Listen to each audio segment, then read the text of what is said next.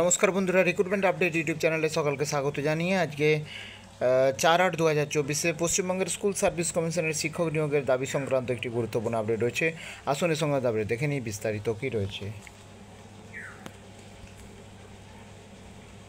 মাতঙ্গিনী হাজরার মূর্তির পাদদেশে 600 দিন পার করলো পশ্চিমবঙ্গের আপার প্রাইমারি চাকরি প্রার্থী মঞ্চ। শনিবার বৃষ্টির মধ্যেও কয়েকজন প্রার্থী মঞ্চে আসেন এবং তাদের দাবি ধারাবাহিকভাবে কাউন্সিলিং করে নিয়োগ প্রক্রিয়া শেষ করতে হবে। প্রসঙ্গত আপার প্রাইমারি বা উচ্চ প্রাথমিকের শুনানি প্রায় প্রক্রিয়া শেষ হয়েছে। সম্প্রতি আদালতের রায়ের অপেক্ষা করছেন প্রার্থীরা। পশ্চিমবঙ্গের আপার প্রাইমারি চাকরি প্রার্থী মঞ্চের সভাপতি বলেন, রাজ্যের প্রত্যন্ত এলাকায় উচ্চ প্রাথমিক স্কুলগুলি শিক্ষকের অভাবে বন্ধ হচ্ছে বা বন্ধের মুখে।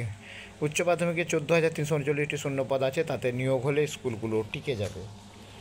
তারা দেখলেন যে আপার প্রাইমারি শিক্ষক নিয়োগ যাতে দ্রুত হয় তার দাবি নিয়ে এখনও ধর্না চলছে। সেই ধর্নার 600 দিন পার করলো। আরও আপডেট পেলে অবশ্যই শেয়ার করবো, সঙ্গে থাকবেন এবং চ্যানেলটা সাবস্ক্রাইব করে নেবেন। ধন্যবাদ।